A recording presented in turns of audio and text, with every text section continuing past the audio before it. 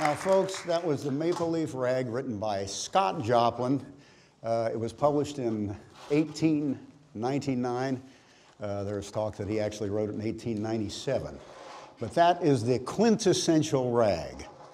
And until recently, when Joshua Rifkin actually changed that, that's the one piece that everybody knew by Scott Joplin. And it's actually a march. And the first recordings of it were by the Marine band, a military band, and it's a syncopated march, and that's what we think about as quintessential ragtime music. It has syncopation continuously, that is putting the accents on the offbeat, ta-ta-ta-ta-ta-ta-ta-ta-ta-ta. And that was the essence of ragtime. Nobody quite knows who the first person to do ragtime was. It might have been Monteverdi, actually. You can hear in some of his music, actually, syncopation, continuous syncopation that you would have called ragtime if you didn't know any better. The term rag, nobody could quite find out what the origin of that was. Ben Harney claimed that he coined the phrase ragtime. And there's been newspaper accounts of the word rag going back as far as the 1820s. And it applied to the dance. You would attend a rag. And then so ragtime would have been the music that was applied to that. Anyway, it became very popular in 1897. And there were rags like we just heard, which eventually became the classical rag of Scott Joplin. There were ragtime songs, which had that kind of syncopation. So ragtime was everywhere, and it became the popular music of the turn of the century until about 1917, when the word jazz sort of came in and usurped that idea. So we're going to hear many styles of ragtime, and I've been so fortunate to be able to assemble some of the people who are responsible for the way that we think about ragtime, and who really sort of gave the idea of what ragtime was back as far as the 50s, the 60s, the 70s, all of that. And I purposely just got the old guys here. I didn't bring any youngsters into the thing. We still got what it takes to stomp them.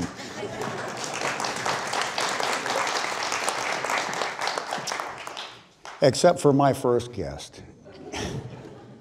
And the gentleman I would like to introduce first is the man who really, I would say, got me interested in ragtime. And that was back as early as 1960. And he did so much to present ragtime in the media, to make music available. This sheet music was not available anyplace. He popularized it. He did shows, he did theatrical shows, and he played great. Now, he's told me that he just sold all of his pianos, and so he's not playing. He's the only one that's not playing. But he's a marvelous raconteur, among other things. And I think he can give you the story from his point of view when he got started doing a couple of great television shows in 1960 and before that. Will you welcome Max Morath?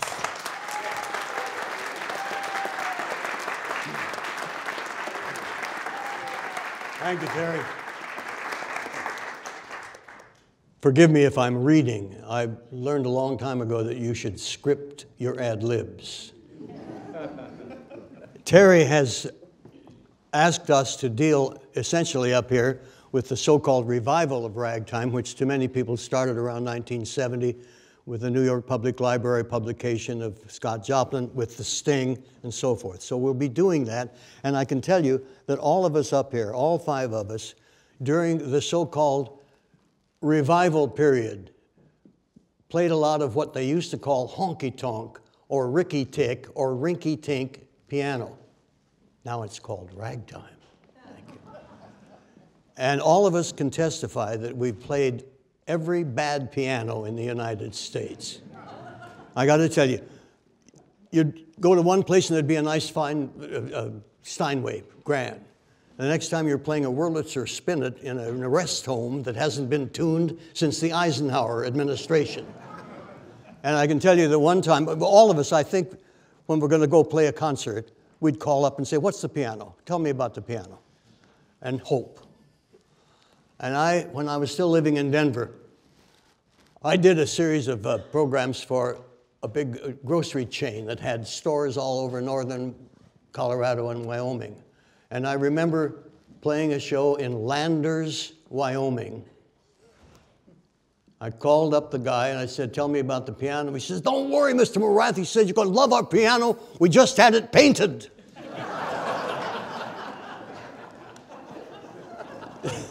So that said, Terry has asked me to do two things. One of them is to briefly tell you how I got interested in this music, and then to discuss briefly the television programs that we did for, at that time, NET, before PBS. I discovered a song when I was just working in the saloons called I'm Certainly Living a Ragtime Life, published in 1900 by a couple of guys in Chicago. And it had some words like, I've got a ragtime dog and a ragtime cat, a ragtime piano in my ragtime flat. And I added some words to that, which are relevant. I said, I'm going to rag till morning, and then we'll all stay up drinking ragtime whiskey from a ragtime cup. And that was a veiled salute to the first ragtimer in my family. No, not my mother. It was her oldest brother, my uncle, Richard Ramsell. He was my ragtime godfather, and I'll tell you why. He never knew it. His little sister, my mother, Gladys Ramsell, was a school pianist, and she played the rags, played them well. The Ramsells were from Ottumwa, Iowa. Gladys, my mother, the youngest of a family of 8. My Uncle Dick, the oldest brother by 15 years. He was a 19th century Renaissance man.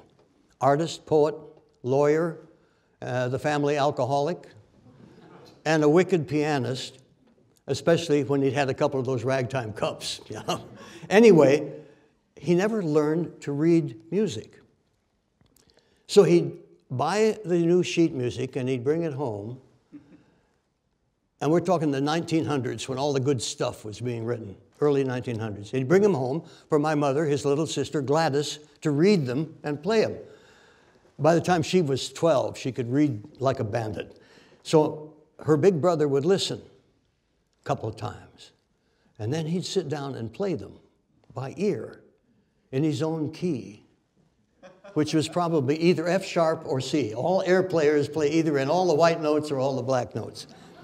And many of those precious sheets of that great ragtime were still in our piano bench when I was growing up, because my mother took them with her when she moved to Colorado. And she played in the silent movies out there, by the way, at the Princess Theater in Colorado Springs, Colorado. And then she became a professional journalist.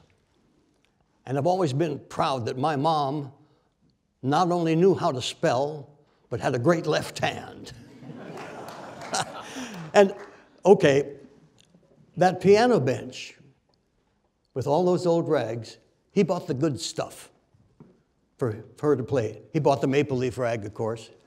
And then Scott Joplin's original rags, Easy Winners, that beautiful piece, Sensation. And she had one of those priceless John Stark folios, you know, with great stuff like James Scott's Hilarity Rag and Joe Lamb's American Beauty. So if you were learning to play the piano when you were a kid, and you were taking kid piano lessons, which I did, you heard your mother play those rags. You had to learn them. Ragtime insists. It's piano music you can't resist.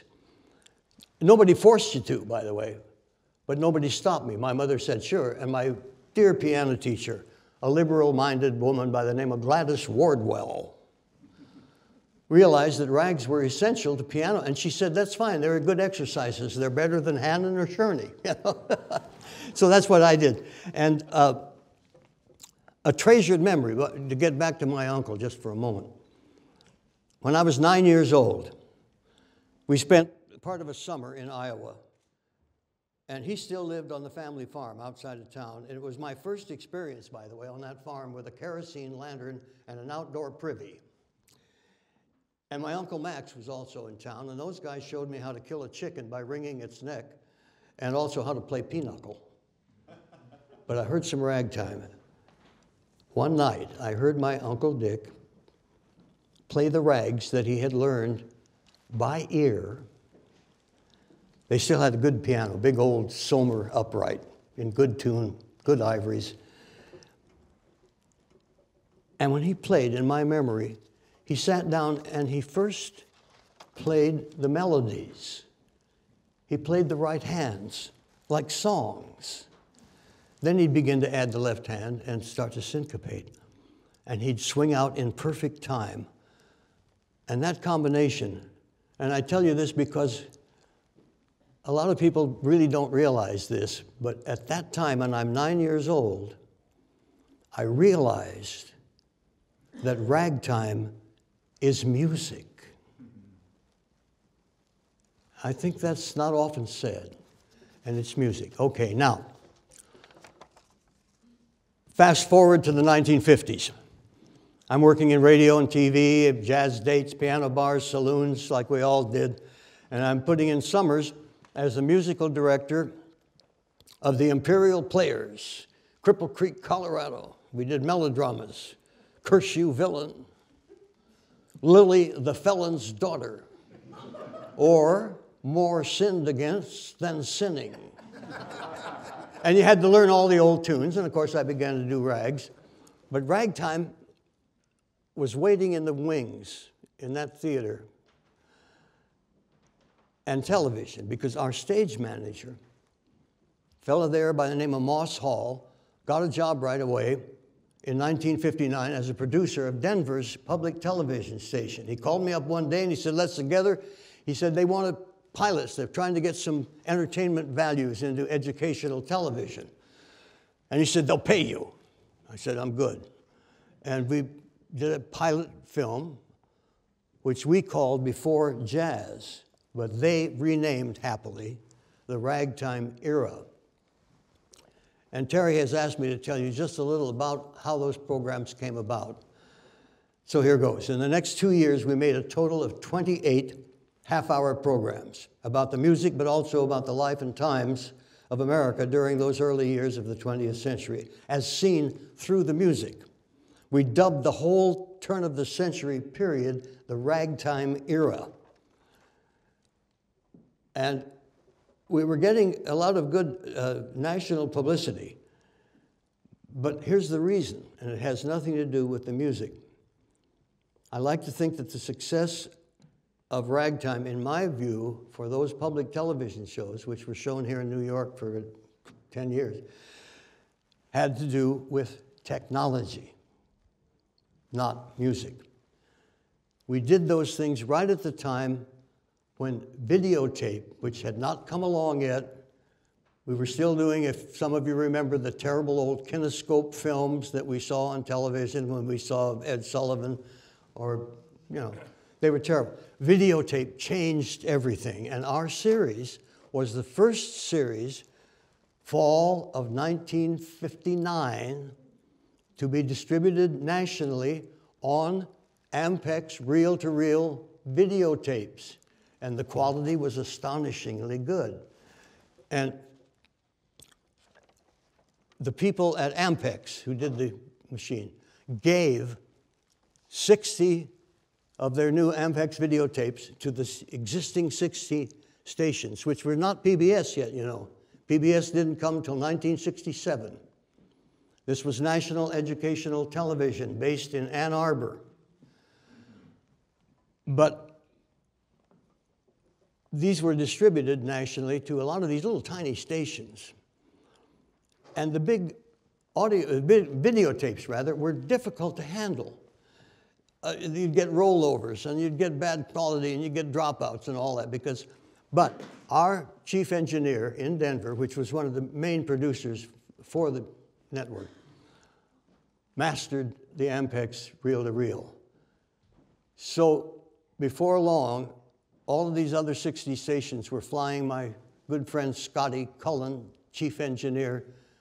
Help! We need help with these videotapes. So he'd get on an airplane with his carry-on with the Ampex instruction book and a copy of the Ragtime Years. And the other thing that turned the corner for us, this is 1960 now, there was no public station in New York. WNED, it did not exist. So those programs were aired on Channel 9, WOR. Suddenly we're getting reviewed in the New York Times, we're getting copy in Newsweek and so forth. And my phone began to ring. And that's the story of those shows.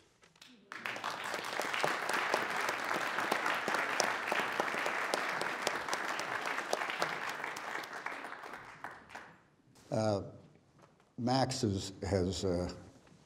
has left out a lot of the things that he did to help promote ragtime in those days. He was all over radio. He used to be on the Arthur Godfrey program, what, about 3 times a week? You were on the Arthur Godfrey program? Oh, yeah, the radio show. I never did TV with him, but I did. Yeah, but you did the radio show. Yeah, I used to hear him, years, and he was doing all these ragtime songs and playing the rags. That's right. He put together a quartet during the 60s. It was mainly strings, and did a lot of these rags, and then played in the village, right, the Village Gate? Vanguard. Village Vanguard. Popularized it in all kinds of, he was on the Bell Telephone Hour. He really represented ragtime, and not just with those shows, but continuing. And then, as I mentioned, you were on Broadway with a show. Never on Broadway, off Broadway. Off Broadway. That other place. Oh, yeah, okay. I take that back then. Off Broadway, made it to off Broadway. Yeah. This is off Broadway now, yeah, that's right. That's right. So our next guest up here is a man who I think really changed and added to the way we thought of ragtime. Incidentally, you can get all this story in the book. This is ragtime. But in the 70s, in New York, ragtime was rediscovered. And a couple of people had a lot to do with it. Bill Volcom was one person who became interested in it. There was the publication of the Scott Joplin Rags, almost the complete collection of those that came out. They rediscovered Scott Joplin's opera, and that was produced during the 70s also. But the main thing that really caught fire was an album of Scott Joplin rags that was played by Joshua Rifkin, our guest here.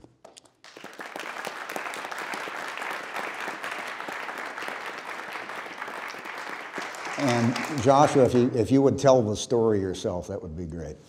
Thank you so much. Does this thing work? Okay, it's on. First of all, I just want to say it's a great pleasure and honor to be here, especially with this wonderful cast of colleagues, people I've just to be here with this wonderful cast of musicians, people I've admired for so long. A little bit about how I came to the music. I had, for the most part, a fairly conventional classical music upbringing in New York, but I did have an older brother who was very interested in early jazz and who played it, in fact. He played the cornet and trumpet, and he needed somebody to accompany him, and he had a younger brother who took piano lessons and had a fair amount of pianistic ability, so he kind of press-ganged me into service doing this.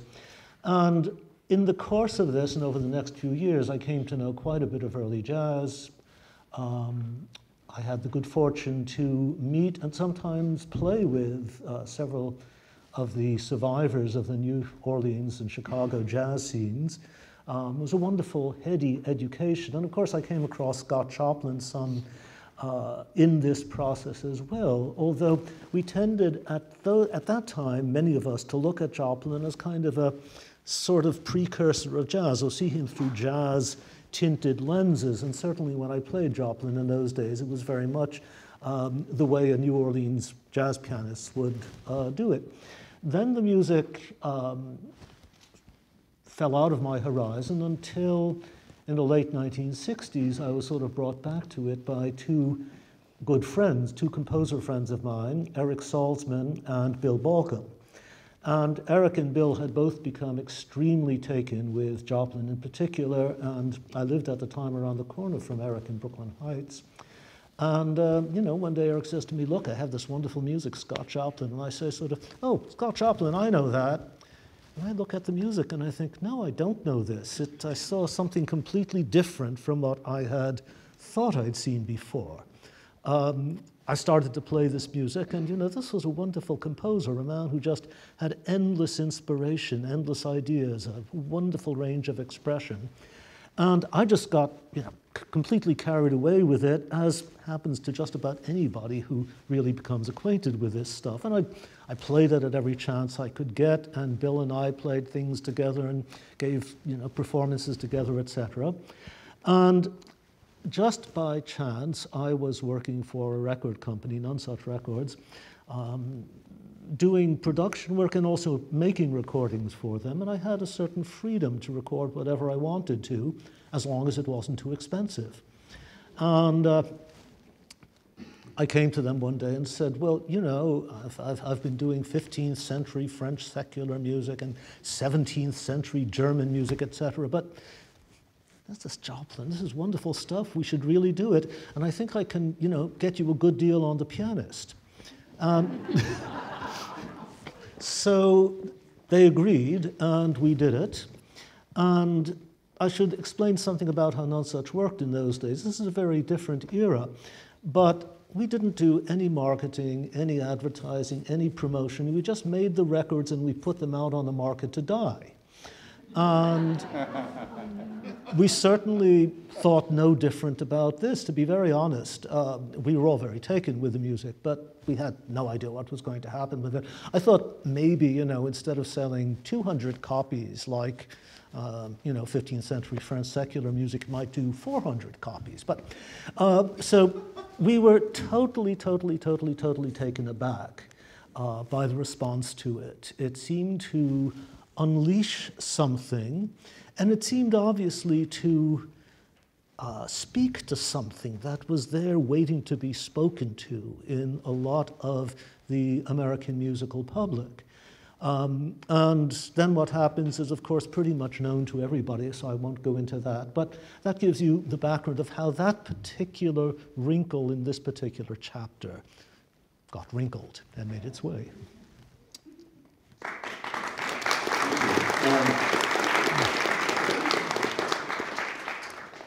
I want to hear two tunes in particularly that you recorded, and you will know them immediately, because the other thing that happened after his record came out, and it was played on all stations. It was on classical stations, it was popular music, it was everywhere, especially the recording of The Entertainer, which is the one that I don't think it sold that much when it first came out, when Joplin when it was first published by Joplin in, what was it, 1904? 1902, I believe. 1902 or something like that. But suddenly with his recording, it became enormously popular, and that's what really popularized ragtime. And it was it was put in a movie called The Sting. That you say, you sit there and you say, yes, you remember that. Well, that was his fault, you know. You want to talk about that? I'm just going to say a couple of things about The Entertainer.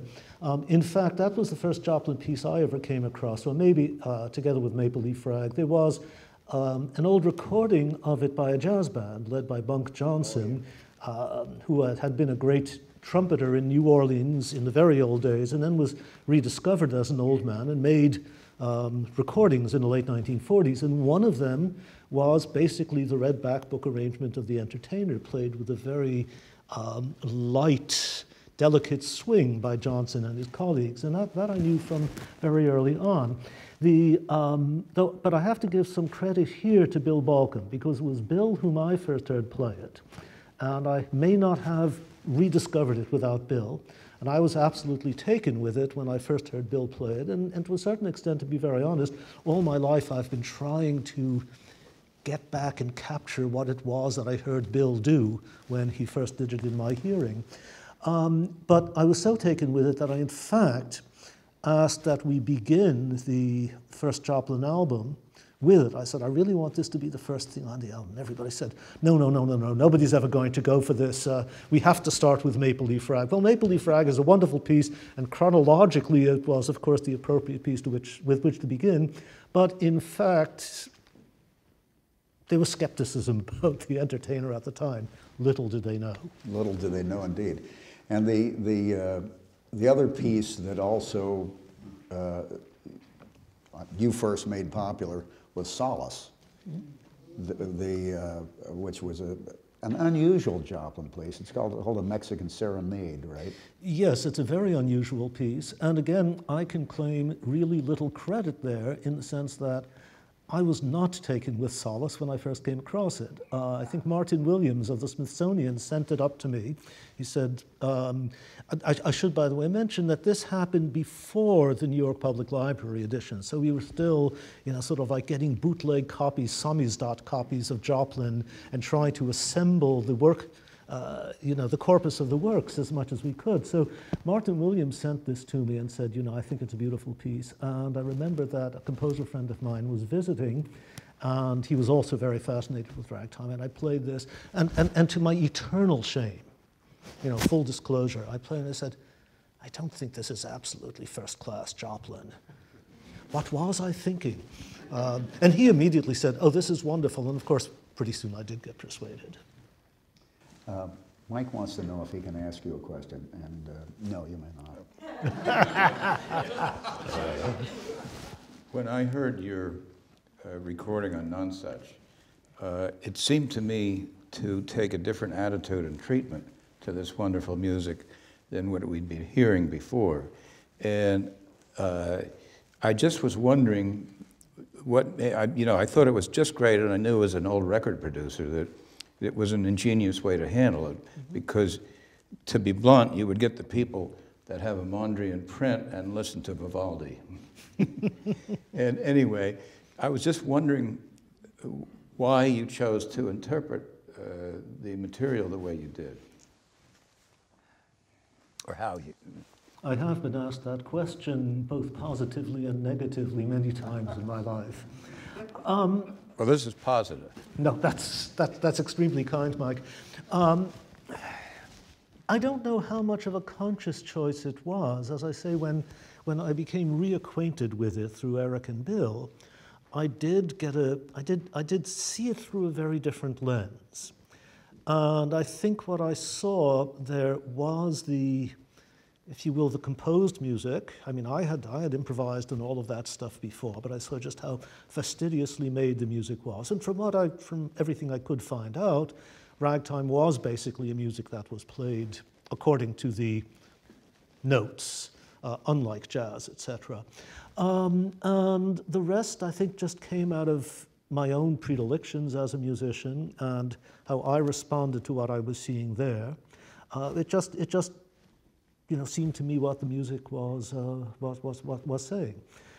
Over the years, things have modified. They have to. You never play anything quite the same way. But that's just the way the music spoke to me. And I hope it, speaks to some other people as well. Could you play a couple pieces for us so that we can hear what it sounded like? The Joplin that changed the world. Here we go.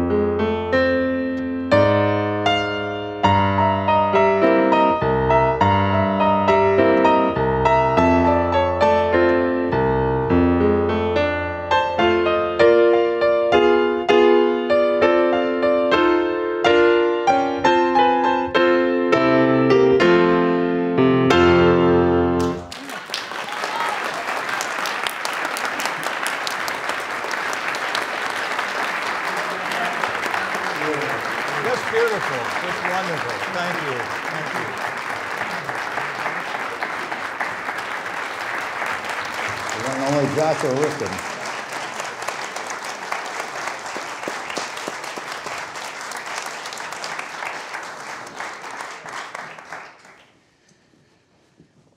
And now we're going to shift gears quite a bit.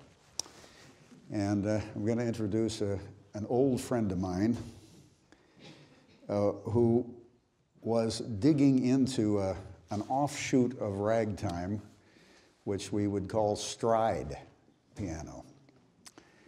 And the interesting thing about ragtime to me, and I think ragtime was the first jazz. I think you could make an argument that ragtime was, jazz was a kind of ragtime, but ragtime is really the fundamental part of it. But some of the early piano players, I would say U.B. Blake might have been the grandfather of stride piano. You can make a pretty good argument in that case. But a branch of ragtime that was developed on the East Coast among the various piano players became known as stride. James P. Johnson was the guy that we call the father of stride piano. Fats Waller was another one. And then that style is also in Art Tatum and Thelonious Monk, stride piano, which often was developed in Harlem, permeates a lot of the piano styles that come later. Well, the gentleman that I'm going to introduce to you right now, as a kid, started contacting a lot of the early piano players. He spent time with U.B. Blake, with Willie the Lion Smith, with Cliff Jackson, a number of the piano players, and really learned stride piano. Not only that, he became a record producer for RCA, among others, and produced albums of this stuff. The Vintage series on RCA, that was Mike Lipskin here. And so during when did you start, in the 60s? Producing albums? 64. 64. And then, of course, through the 70s when ragtime became popular, we were on an album together with U.B. Blake at one point, where he had 3 of the U.B.'s proteges doing a live concert. But Mike is really the guy that really has dug into stride piano. And so I would like to introduce him now to talk about how he got into it and maybe what the differences are between ragtime and stride. And you can use the piano as you wish. Mike Lipskin. Thank you. Thank you. I want to thank Terry for including me in this, and I want to thank Seton Hawkins, who, without him, it would have all fallen apart. He worked very hard to coordinate and get all this together. Anyway, when I was about 4 or 5, I'd be left alone. My father had been first a newspaper reporter, the police blotter in Harlem, and he loved black music, so he'd go to these clubs, and he would hear Willie the Lion and James P. Johnson. He didn't know what they were doing. In fact, I don't even think it was called stride piano then. But he heard it, and so we had Fletcher Henderson and Fats Waller and Louis Armstrong, 78s at home. And if you were careful and you didn't break them, they were easy to play. They were a lot easier than an LP for a 5-year-old to not ruin by putting it on this tabletop Ansley phonograph we had. So I heard the Fats Waller piano solo in Christopher Columbus, and it was a visceral feeling that I had. It was almost a musical orgasm, I guess you could call it, for want of a better term. There must be a better term. Okay, I forgot this is a family program. Anyway, so I got the bug that early, and I eventually wanted to learn. So by the time I was 12, my father was kind enough to take me to places where Willie the Lion would play. I'd read in the New Yorker that he was one of the last of the stride pianists, and I met him. and we became friends. Then I had enough nerve because of this thirst to call up in the phone book. They were in the Cliff Jackson, Lucky Roberts, Eubie, Willie Gant. These people, they were just sitting at home. Bach was in, and nobody called them, so they were very happy to have a young, you know, a 16-year-old or 14-year-old come up and hang out with them.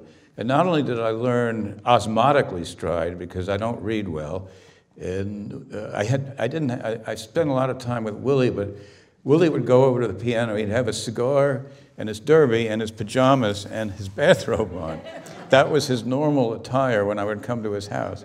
Well, I'll show you this, and he'd put the cigar in. He'd play so fast, and I didn't know what the hell he was doing, and I didn't have enough nerve to say, well, could you slow it down? And if you did, I wouldn't get that. So I started to learn by getting all the 78s of Fats Waller and James P. Johnson. And eventually I learned, because of playing it by ear, that stride is a jazz style, and they didn't even play their own compositions. They wrote display pieces because especially James P. would talk about Scott Joplin with a tremendous amount of respect, because when he was a kid, this is what he heard and this is what he idolized. He would often say that euphonic sounds, which is another Scott Joplin piece, he thought it was incredibly forward-thinking, and because it's not of, if there is a normal structure for ragtime where you have 3 themes, and there are a lot of differences. In fact, the one he played, the last one he played, starts with what you could call a dominant theme rather than a tonic theme. But the standard ragtime thing, and it's too generalized, is a tonic theme, say you're in C, and then you do a dominant theme, which is in a framework of G7th, and then you repeat the tonic theme, and then you go up to F, and that would be the 3rd theme. Now, Waller, and because of James P., and Lucky, and Willie the Lion didn't adhere to this because they were starting to get different influences from pianists. James P. was incredibly modest, and he said he would just say, I was a good stealer, when he was incredibly facile. And in any case, all the work I've done in stride as a pianist is to try to create my own style within the idiom, rather than play transcriptions of the great display pieces that the predecessors played. So I was thinking, what could I do to do examples of this? And I'll do 3 pretty short things. The first is I'll play you part of my version of Pork and Beans by Lucky Roberts. When was that written? Before the 1920s, was it 1911 or 1915? Yeah. And that could be considered one of the first stride display pieces. And the way I play it is I played it the way James P. Johnson would play it, which is very different than when Lucky did. So I'll go over there and play a little, and then explain the rest of it. Thank you.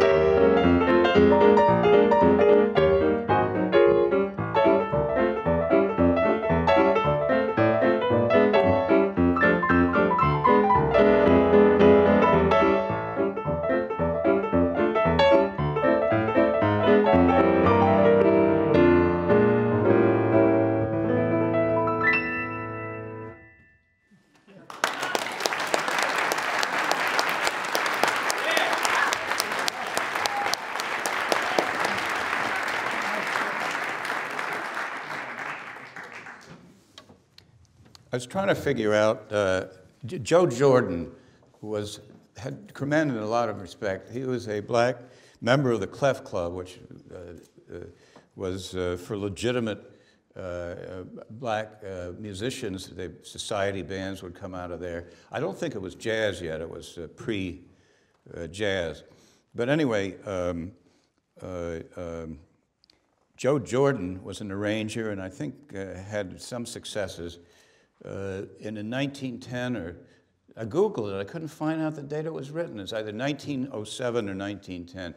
He wrote a thing called Sweetie Dear, which became successful as an early jazz piece. Sidney Bechet made a beautiful recording of it. So I thought, since this is 1910, I would play it in sort of a simulated, one chorus in a simulated ragtime style, and then my own arrangement, which would be a jazz style. And I first start off with the way Willie the Lion would use his own harmonies. He used to call it beautification. Don't play something like a southpaw, you know, like a truck driver. You got to have beautification.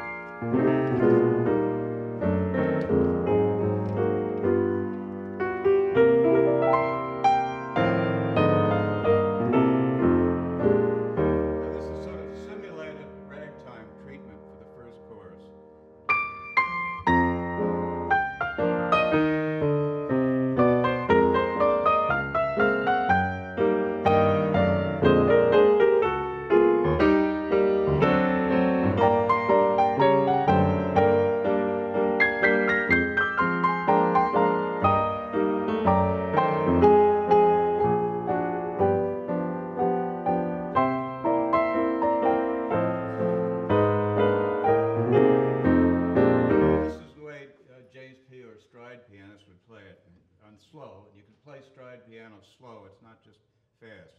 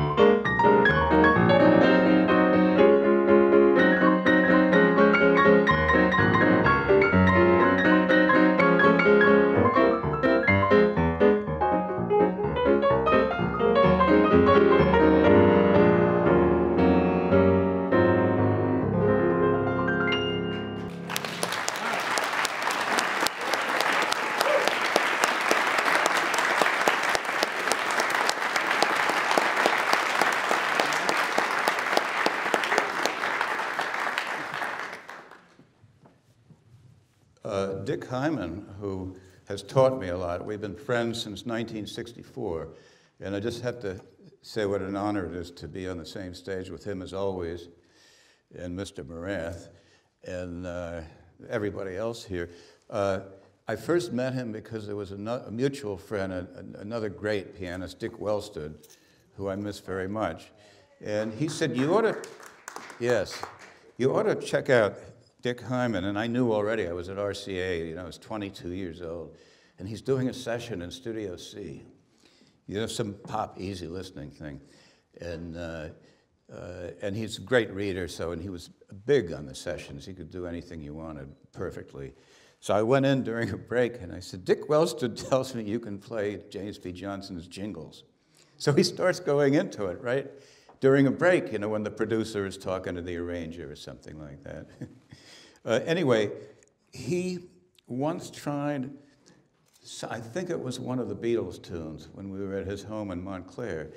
And so I've never forgot the idea, because in any jazz, a good song that gives you enough space can be used for almost any proper idiom. That's why nobody hears any Andrew Lloyd Webber jazz. Anyway, we can talk about that for a long time. So this is my version of Lady Madonna in stride.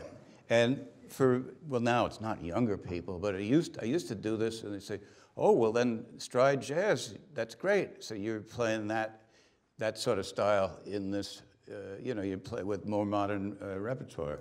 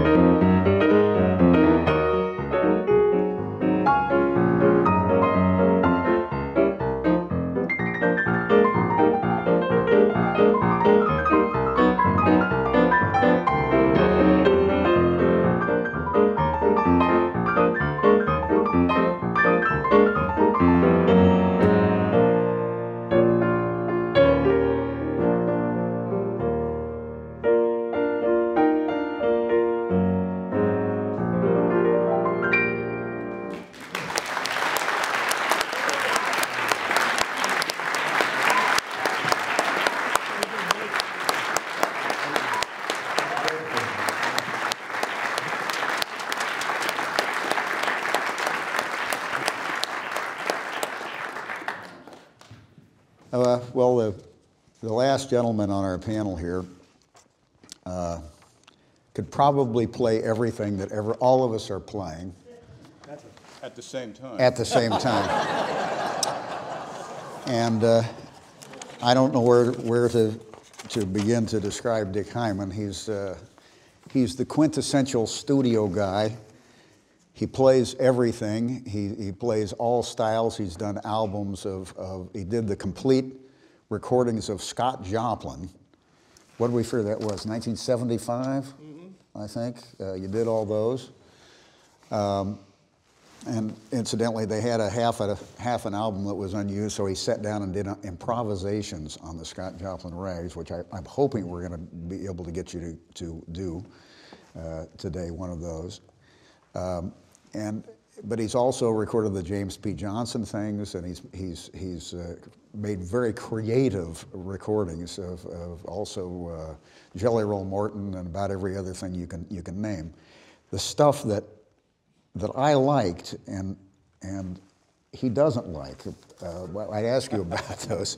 He made some recordings under the name of, he used fake names for some of his ragtime albums. Do you have them all?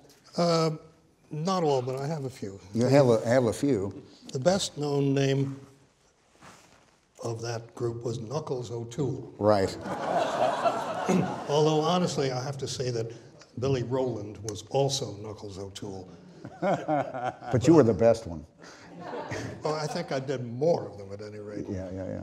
No, Billy Rowland was Perry Como's accompanist in those days.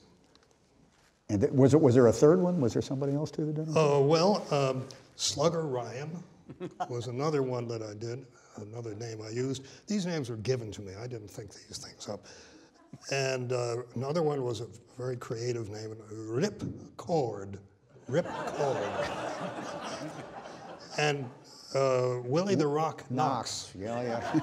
Now, the funny thing about all of these, they were all productions of Enoch Light, and they're all the same record. Oh, you put it on, didn't you? He had several different labels. He had one for Woolworths, for example, and he had a couple of others for specific markets, and he simply changed the names. So I was Slugger, I was Rip, and Willie the Rock and Knuckles at different times, but it was the same record. Slugger Ryan, you were also on television for that. There was a puppet series. Well, the record Snarky Parker. I believe you're right. Snarky Parker. Well, you can go online. Somebody's put up a YouTube thing, and you're playing behind whoever's the puppet, Slugger Ryan. Things that have appeared on YouTube are the funniest, and people have done cartoons and photographic sessions and all sorts of odd things to old records of mine. You were playing the Naked. Oh, the Naked Dance. The Naked Dance, and it came out on a children's record too. Slugger Ryan plays for children's, Riverside or something. Yeah. I hope it's in the public domain. Well, we're going to shoot an interview with just Dick Hyman, and hopefully we can cover his career. Not here tonight. There's so many things that he's done, and I mean we could have him play all different styles that are associated with ragtime, and I've asked him to do a couple of things. Are you going to play one of those Knuckles O'Toole pieces that you composed? Well, I'll do something. A little bit? You know, the first requirement of a honky-tonk piano is that it has to be a terrible out-of-tune piano. So the studios at that time would get a hold of old upright pianos and they'd stick thumbtacks in the hammers. Or if they were more sophisticated, maybe staples. And since this is an excellent Steinway piano, in order to make it as bad as that, I'm... The ultimate pro. Yeah. Nobody. Prepared piano.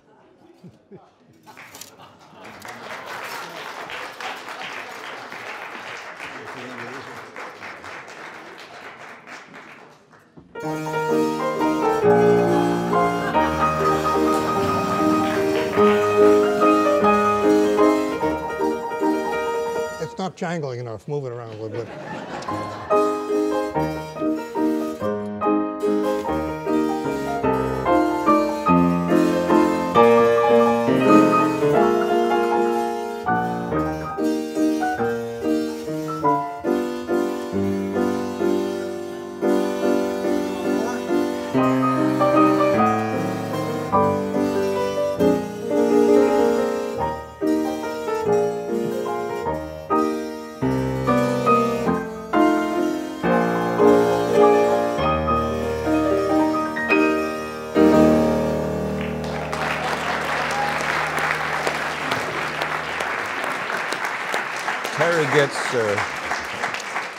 So ask me Terry some gets more percussion questions. scale. He's a percussionist. I He gets get a union double scale on this for playing percussion.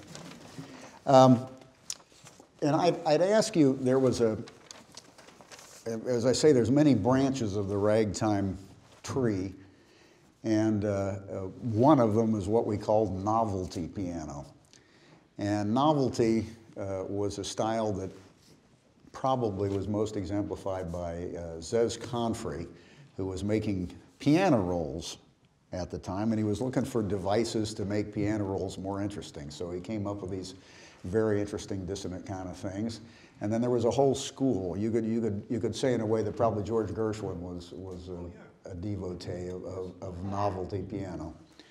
And Dick has recorded some of the Zez Confrey things, so I asked him if he would, you want to say a little bit about that before you play? Yeah, just a bit.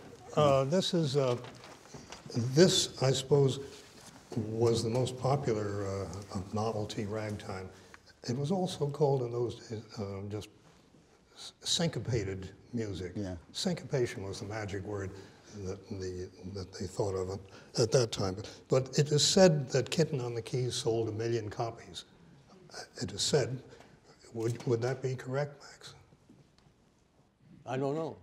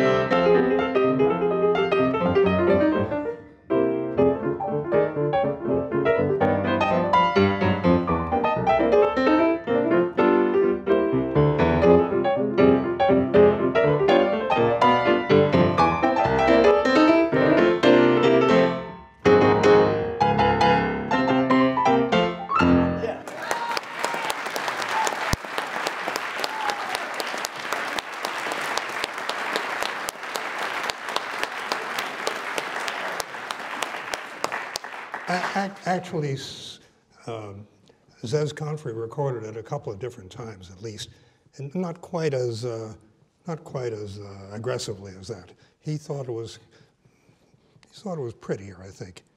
But at any rate, I would like to I'd like to say that I came on ragtime and novelty piano a little bit later.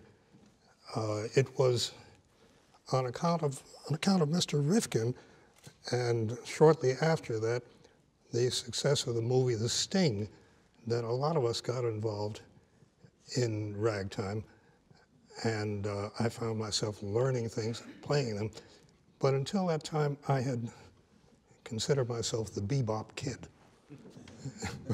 But what I really have enjoyed about ragtime through the years is that it's become the basis for improvisations for me. For me personally, I'd rather not play it note for note, but do some improvs such as this. Thank you.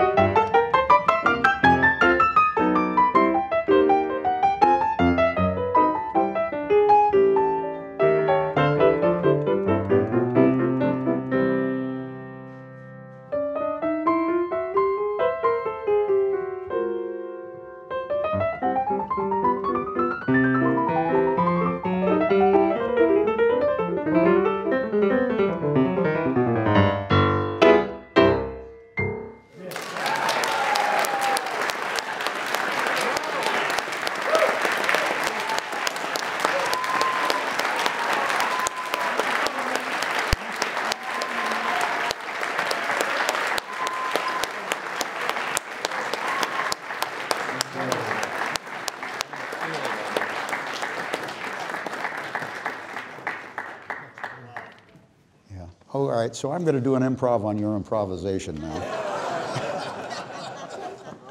Wow. All right, I got to play now. You make it tough. Nobody likes to follow Dick Hyman. Nobody likes to. But I did want to show you a couple of other directions that Ragtime went into. And the first thing, we've been sort of edging around the whole idea of jazz, and we considered the stride piano players to be jazz players. And certainly what Dick was doing here with the improvisations were certainly jazz, but based on very modern sorts of ideas that have come along a lot later. But the guy who really turned ragtime into jazz, I think, was Jelly Roll Morton. And we put him in the ragtime camp, but he actually made he made differences between what ragtime was and the way it was played and what he did with it. And first of all, let me take this over here. Yeah. Let me hang myself first. There we go. Whereas we think of ragtime as being in two, one and two and one and two and. Jelly Roll Morton thought about what he was doing, and even when he had pieces that he called rags, he'd count his foot in four beat. So he'd be playing, he'd be counting twice as much with his foot, and it gave it a different feel. He also added a bit of a Spanish feel, and the way that he worked his chords around, he'd play in sixths instead of tenths. You heard the stride guys, like Mike was doing here, were playing a tenth. Well, Jelly Roll would have been playing sixth instead of a tenth, and he would have been moving around and trying to play little figures here in the middle. So I'm going to play one of my favorite Jelly Roll Morton pieces. It was really the transition between ragtime and jazz. This is called The Pearls. The Pearls.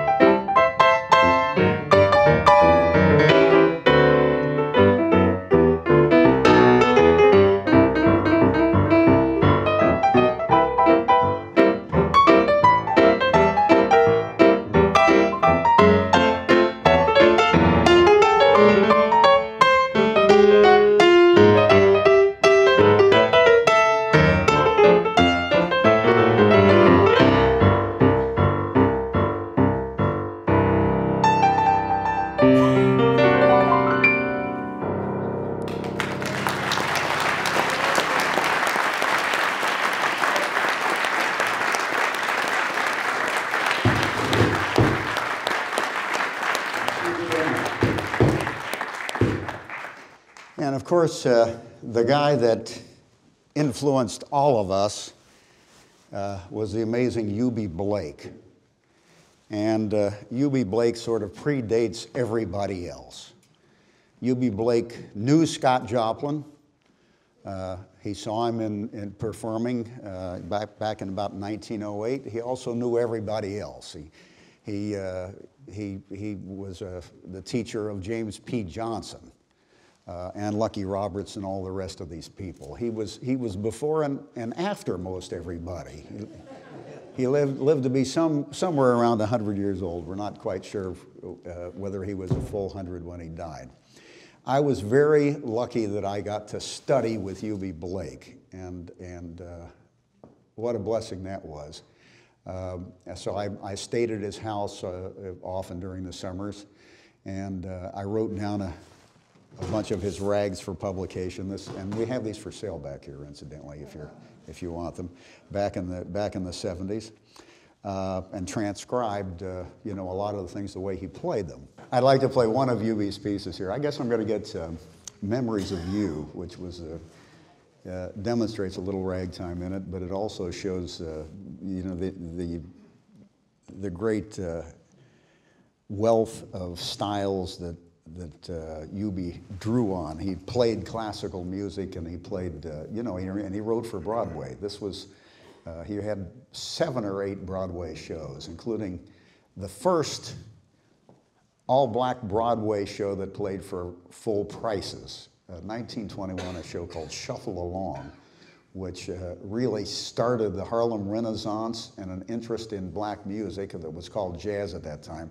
And so you could say it really started the jazz era.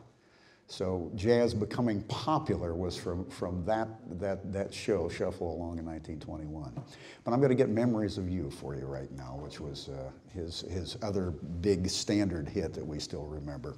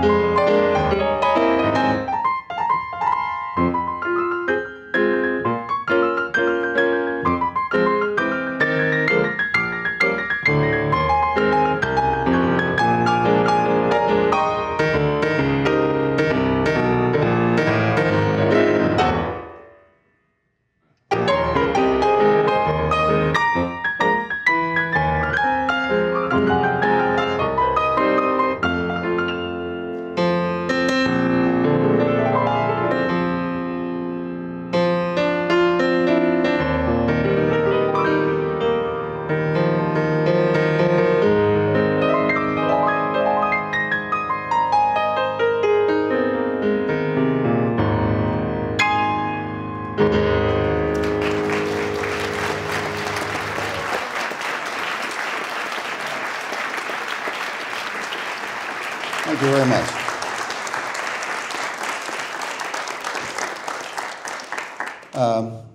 There have been a lot of compositions throughout the years, especially since we've had the revivals in the 70s. And I had been wanting to play a piece by Max Morath, which I'm not going to play, and I tried hard to do it, but I'm going to record it separately. He wrote a beautiful piece called The Golden Hours, which it's so tricky that I'm not going to try it here tonight. But I did. Thanks for trying. Thanks for trying it. I gave it a try, but it's so tricky that I can't play it. But instead, I'm going to play one of my pieces. So, That seems right. which seems right. You want to hold this? Okay. Here's a composition, and Bill Balcom wrote some popular things during the 70s. What was it? The one for his father that he wrote.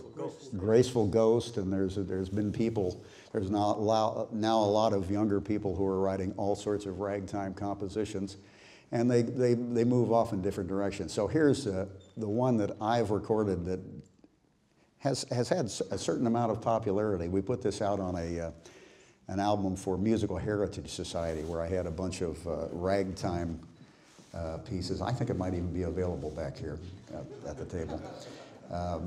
And they sent out, that's a classical label, Musical Heritage Society, and so they sent these out to all of the classical radio stations in the country.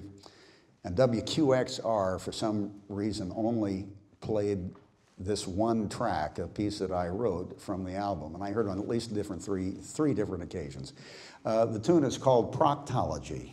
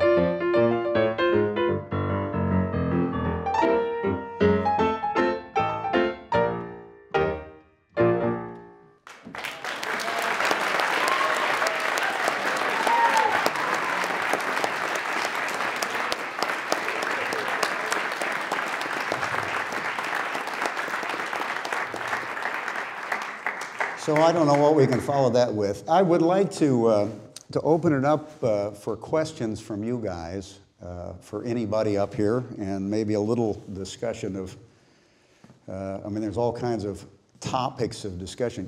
How are we going to do this? We're going to have them come up and use a microphone? Yeah.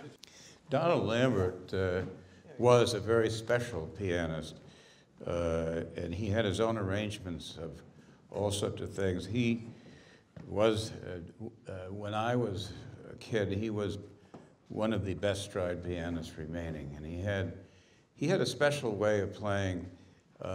He also was a throwback to pre-Tin Pan Alley days, because he would take Beethoven's Moonlight Sonata and the prelude to Wagner's Tannhäuser, an elegy, and he would make his own stride versions of these.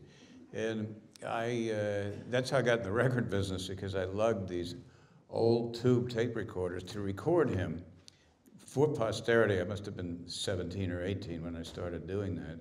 And I'd go to this bar in Orange, New Jersey, where he played on a terrible grand piano. I did this for several years, getting quite a bit of recording of him. He was very quiet, and unfortunately, like many such people, he must have drank maybe a pint and a half a day of straight booze. And I once asked him, his favorite key was D flat. So I said to him, well, why do you play in D flat? And he said, because it's an easy key. Which, when you're learning, it's not an easy key at all. Eventually, if you play enough in it. But he was a wonderful, wonderful person, and myself and many other younger pianists studied through recordings of his. There's one pianist in Europe, Louis Mazetier, who's a very fine stride jazz pianist, and he has transcribed some of Donald Lambert's pieces note for note. In any case, I would sound different if it wasn't for Donald Lambert, and I was blessed to be able to hang out with him at this bar. All right, do we have one more question from anybody about any of this? Okay, let me thank once again Seton for putting this together, and Jazz at Lincoln Center for really making this a reality, because you don't get this kind of event just anywhere. Yes? Audrey McDonald is bringing Shuffle Along back next March. I heard that. They're going to do Shuffle Along, and what happened afterwards? That's the whole. It's Shuffle Along and what followed. There's a caveat. It's not just Shuffle Along. They're going to tell a story of what happened. George Wolfe is producing that, so he can maybe do the same wonderful job to Eubie Blake that he did with Jelly Roll Morton. So yes. There's a question about educating children in the future, because kids really love to play rag. And how would some of the people on our panel suggest you approach rhythmically or approach this so that we do carry on this tradition to the next younger generation? What are some of the considerations that should be made rhythmically or in the approach to the field? First, you have to listen. People use sheet music alone, and sheet music, of course, is necessary because it's a lot more efficient than trying to do it the way I did by ear alone. But you also have to listen at the same time, listen to good recordings of the ragtime, and you can't start early enough. And if you do both, and you also might have a teacher, there are methods of starting improvisation. We're doing a little bit of changing of the ragtime, not as brilliantly or as complicated as Dick Hyman just did, but just taking a few little liberties, such as Terry did with the Pearls, which were wonderful. He didn't play it exactly note for note. He did some really tasteful. If you try to instill in them the listening and playing, of course they have to like it, and motivation is important. and do not allow video games on their block.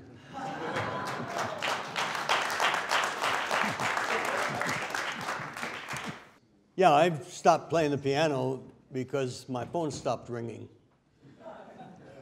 And I used to tour. I did about 5,000 performances over the years, counting the saloon jobs in Cripple Creek, Colorado for 7 seasons. People ask me why I don't play the piano anymore, and I say I've lost interest. And I know that's probably shocking, but it was a job. And it was very good to me for a number of years. And I had 3 pianos, and I no longer have a piano.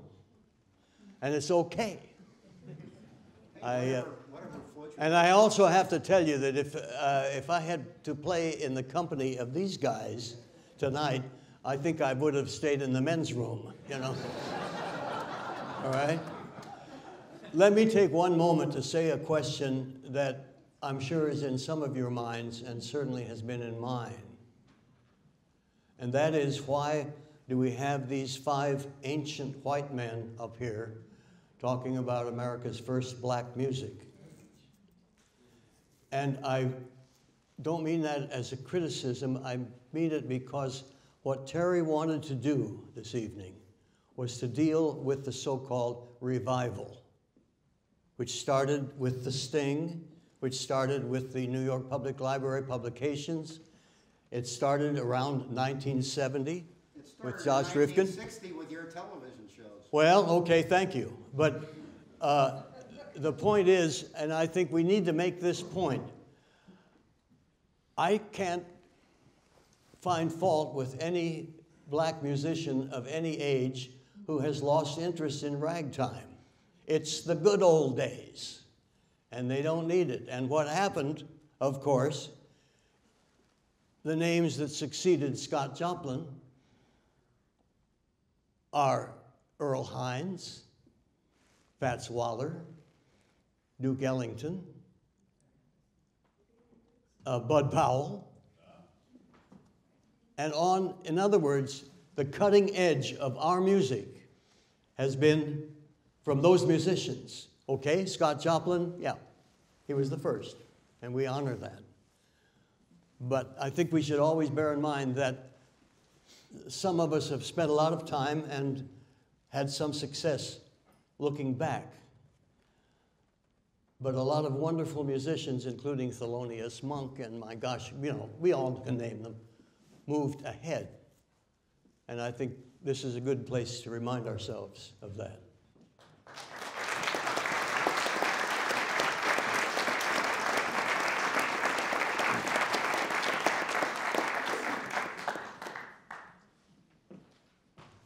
I think I'm going to give up. I consider myself the avant-garde of nostalgia. Nostalgia is not what it used to be. Exactly. Forward into the past, we always say. All right, let me finish making my thank yous, and let's have another hand for all of these wonderful musicians. Rifkin, Dick Hyman, Mike Lipskin, Max Morath,